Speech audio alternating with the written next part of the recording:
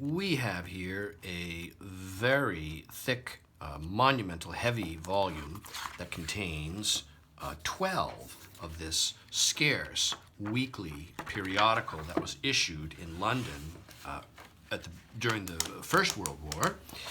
It's called the Illustrated War News. It was put out by the London Illustrated News.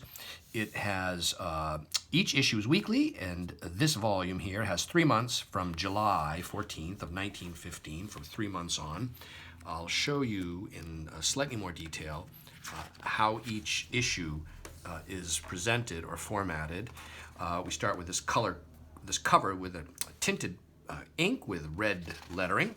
We get a little bit of advertising at the front, followed by a wide range of maps, black and white photos of the front, of battle locations, soldiers, leaders, politicians, all types, all manner of pictorial topics and subjects relating to the First World War as it was unfolding at this time in the various theaters across the continent, as well as other locations.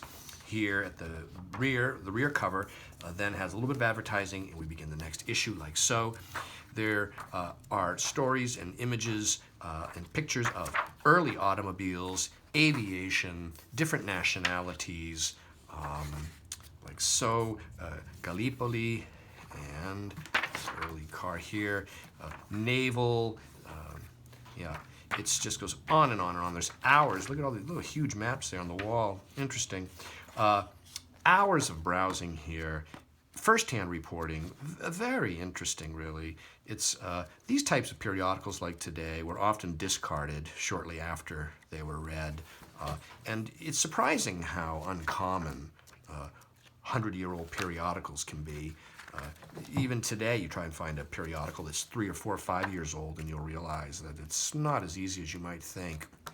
They can be printed in very large numbers, but survive in minuscule numbers, like 1% or 2% of the ones ever published.